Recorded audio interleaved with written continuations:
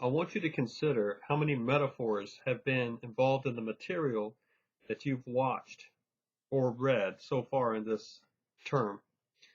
Um, the science video that we had you look at was Fire of Love, and um, it's about volcanoes, but it's also about two scientists who struggle with the meaning of life and beauty and love, and found a very unique answer in each other, and had somewhat of a mysterious passing.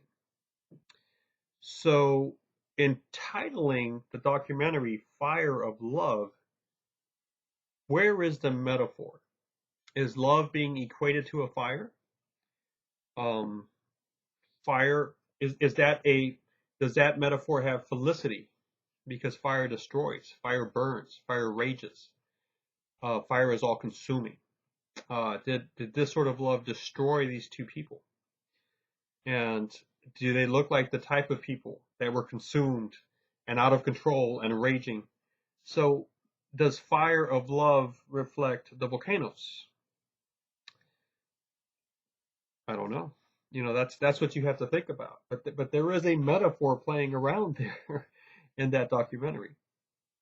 Um, think of the short story The Fly.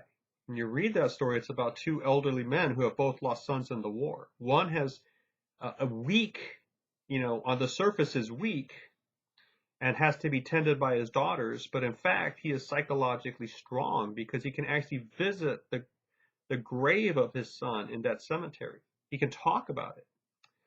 However, the boss, the other stronger male, at least on the surface, and as far as maybe a capitalistic society would view this person, the stronger person, is psychologically traumatized and paralyzed. So, um, and what in the world is the fly doing at the ending of that story? And more importantly, why is the title of the story The Fly? So you see that you are given these signs, all right, to use in order to help understand just the type of um, message that the director of the documentary, the writer of that short story, Kate Mansfield, what they wanted you to hear and understand. You were challenged with this.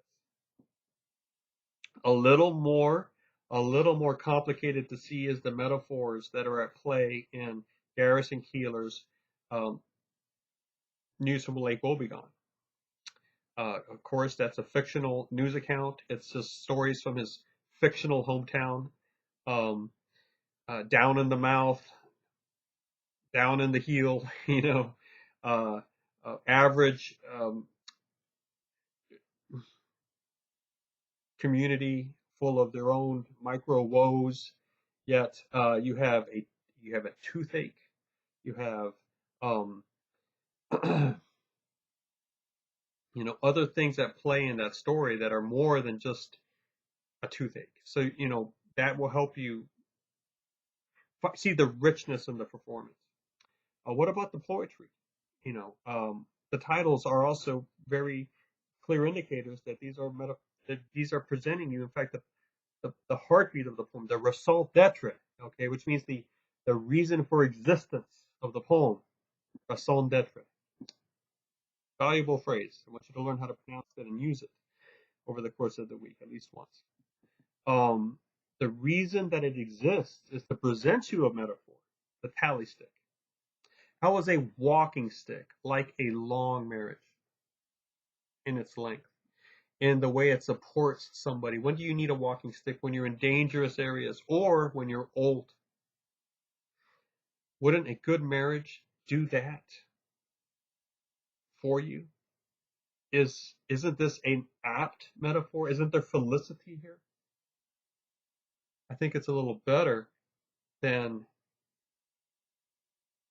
the volcano of love. Couldn't those two have used a walking stick? Um, this is a very positive poem. It's a poem of respect and honor from one partner to another, and it's all revolving around a stick. All right. What about the poem Mind?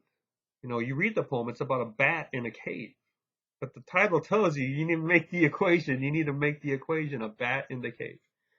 So the last part of that poem is a little difficult to understand. It helps if you know a bit about philosophy, you can still kind of get a sense. But if you want to talk to your mentor about the ending of that poem, or if you want to research it online, remember our fourth goal here in this program is for you to be self-directed, lifelong learners. What is your strategy here? You know, how are you going to figure out what that last line means? Because of the way we have democratized information with our internet and with AI, all you have to do is search online for the meaning of that last poem, find 3, 4, or 5 little explanations, see which ones agree, see which ones make more sense, and take that as a running start for your own development of what that last line means. You don't need a teacher to do this anymore. The teacher is no longer the living embodiment of knowledge and content, not anymore. The teacher now has to be much more focused on relationship and on value and showing you that what you are learning is actually valuable for life.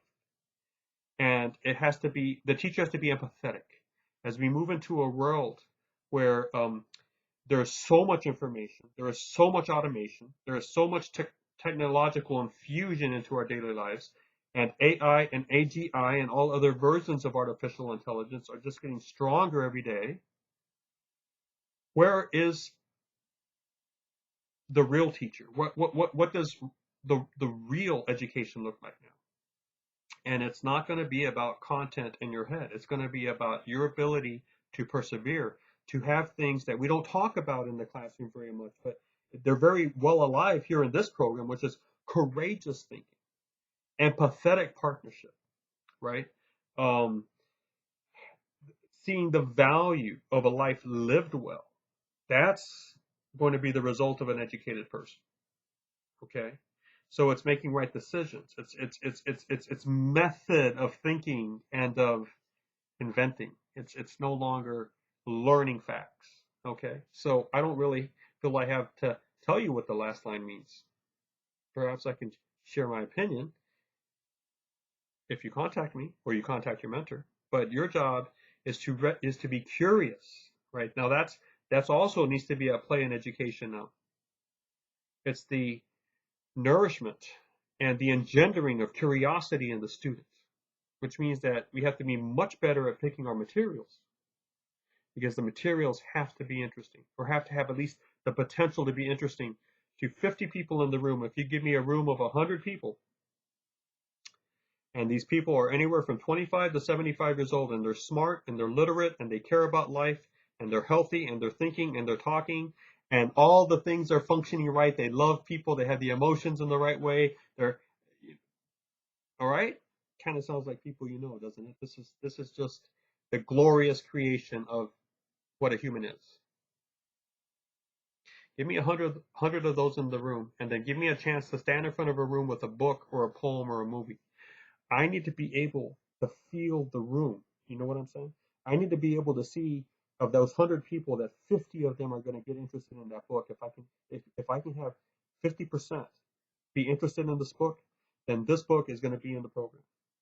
But I like to think maybe 70, 80, 90% might be interested in some of the material that is involved in programs in the faculty school system because we are not about content alone. We are more about usable content that is enveloped in an interesting story, okay, or an interesting material. And when you bring interesting material into the life of a student, it just gets all that much easier to study because the thing is interesting. So when I pick material, when a faculty school teacher or mentor designs a syllabus, they need to be thinking of the room. Now, given our study of metaphor, you should understand that the room is a metaphor for those 100 people and the way that they would demonstrate interest in something. And it's metonymy because it's not actually part of the people like their fingers are, but instead it is associated with the immediate environment of the people, right? It's the room they're in.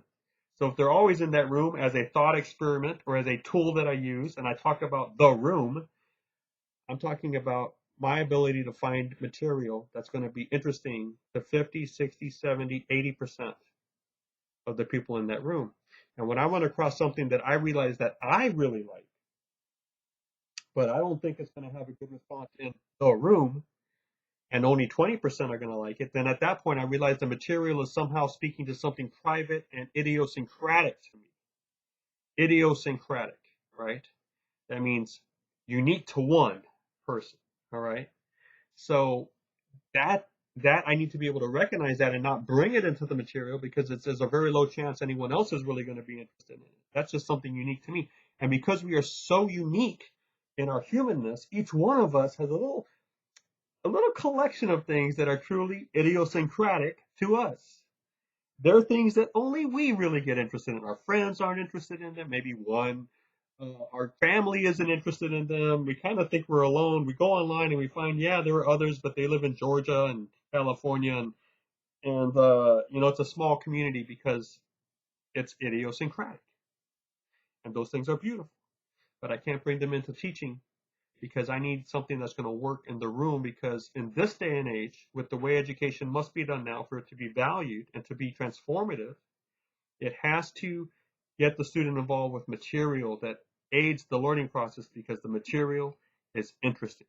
So that's one of our goals. And as you become a self-learner, you've got to be able to recognize what you're trying to learn and how to find interesting material, because you might find 50 items over that topic and 48 are so boring or so written above your head or under your head or missing the point or with the wrong language, you should not even touch them. You need to find the 2 out of the 50 that are going to help you take your next step in that topic.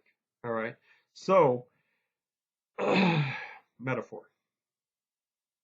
We want you to practice this. How are you going to write something small and creative using metaphor? Think of something in life that you want to represent with something else that people have around them and understand, and use a material object can stand for this event or this feeling or the situation. And are you going to have felicity? Are you going to make the comparison such so that if you want your writing to have a negative feeling to it, you've used something negative to represent that? Or if you want the result of your writing or that exercise to be respectful and positive, are you using an item in our everyday life that we predominantly usually think is a positive thing? Well, match it up. All right. That's the felicity of the metaphor. So good luck.